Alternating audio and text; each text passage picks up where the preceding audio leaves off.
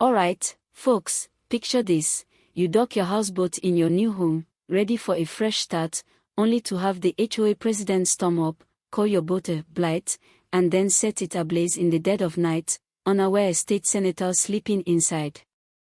That's the gut-wrenching, unbelievable mess I lived through in Willow Bay, Michigan, and trust me, it's a story that'll make you laugh, fume, and cheer when the hammer falls. So grab a coffee, settle in, and drop a comment with your city or country.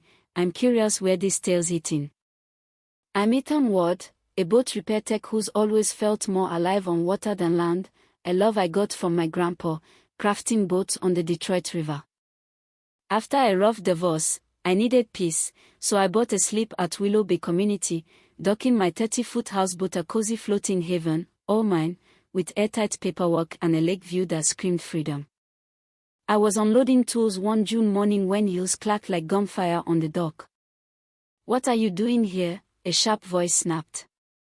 I turned to see Vivian Holt, late 30s, in a navy blazer, blonde bun tight, clutching a binder like a weapon, looking like she was ready to fire me from her personal kingdom. "I'm Ethan Ward," I said, offering a hand. "Just moved in, legal slip, permits in order." "Nice day, right?" She ignored me, glaring at my boat like it was a rusted badge. "I'm Vivian Holt, HOA president," she boomed. "That thing violates our aesthetic standards. It's a disgrace to Willow Bay." I stayed calm. "Vivian, I've got the deed, marina permits, insurance, everything's legit." I gestured to my paperwork, but she didn't budge, her stare cold. "Paperwork doesn't matter," she snapped, pointing at my boat. "This I saw tanks property values. You've got 72 hours to move it, or the HOA will force you out." She shoved a handwritten notice at me, complete with a fake wax seal, like she was the queen of the lake. I read her flowery threats, her smug smile practically glowing. "Vivian," I said, locking eyes, "I'm not going anywhere. Let's talk this out like neighbors." She stepped closer, her perfume sharp, voice low. "You'll see why everyone follows my rules, Ethan." She spun, heels clacking off, tossing back, "Tomorrow, you'll understand."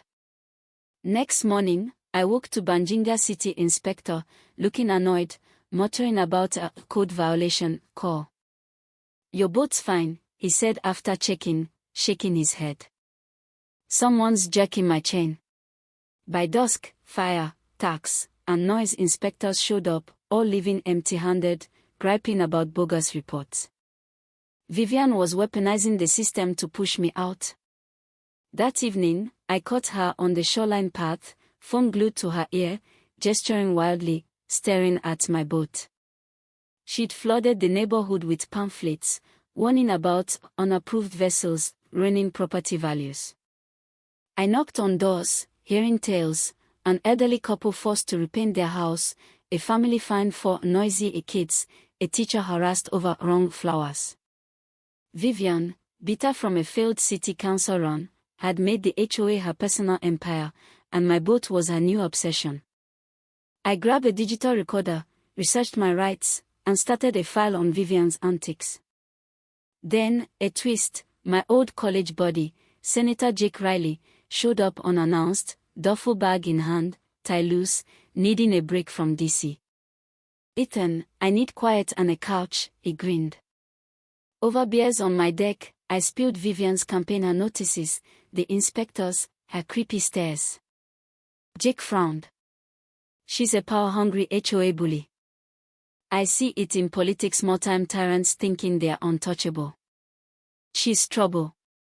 He stayed a few days, and Vivian's surveillance went wild, binoculars, photos, tailing Jake's morning runs, scribbling notes like a Laurent PI. "She's building a case," Jake said, uneasy. "She's got a plan." Friday night, I left for an emergency repair job up the coast, leaving Jake with pizza and TV. "Don't let Vivian spook you," I teased. I finished at 3 a.m., bone-tired, driving back when I saw an orange glow, not dawn, but disaster. My heart raced as I sped to Willow Bay, finding my houseboat ablaze, flames leaking 30 feet high, the fire department battling a losing fight. Vivian stood in the parking lot, in a bathrobe, calmly telling cops, "I heard an explosion, saw flames from my window." Her voice was pure concern, but her eyes had a glint. I sprinted toward the dock, shouting, "Jake was on that boat." Cops stopped me, but then I saw him, Jake, soaked, wrapped in a blanket, alive. "Smelled gasoline, jumped in the lake," he said, hugging me tight. "I'm okay, Ethan." Vivian's story unraveled fast. She claimed I was unstable, hinting I touched my own boat for insurance. Jake stepped forward, flashing his senator ID. "I'm Senator Jake Riley, and I was on that boat when it was set on fire," he said, voice steady. "I saw someone pour gasoline and light it." The cops' faces shifted. Vivian's went white. "My cameras caught everything," I said, pulling up the footage. At 1:45 a.m., Vivian, in gloves, poured gas around my boat, lit it, and watched it burn. "That's arson, attempted murder," Jake said, staring her down. Detective Brooks cuffed her, reading her rights as she sputtered, "I was protecting our community." Brooks wasn't buying it. "You don't burn someone's home, ma'am." The investigation peeled back Vivian's obsession. A former city clerk, she'd used old connections to dig up dirt on residents, keeping files, photos, schedules, financials, targeting anyone who crossed her, especially outsiders like me. Her boat hatred was fueled by control and envy, her failed council run turning her HOA role into a power trip. A neighbor, Mrs. Larson, slipped us recordings of Vivian's HOA meeting rants, bashing the newcomers. We shared the footage with Sarah Kane, a Lansing reporter. Her story, "HOA President's Arson Plot Against Senator," blew up, sparking protests, "Justice for Ethan," scrawled on sidewalks. Vivian's blog, claiming she'd saved Willow Bay, only fanned the flames against her. Neighbors like the Garcias brought dinners, horrified, but some muttered, "She's just old school," downplaying her hate. The trial was a slaughter. DAMS.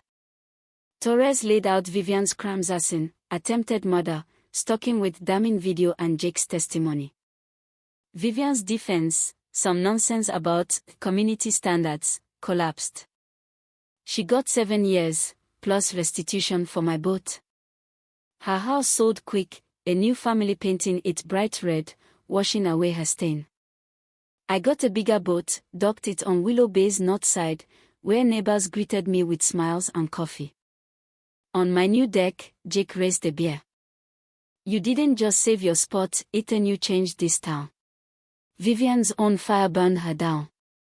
Was this just one woman's vendetta, or a system that lets HOA bullies run wild?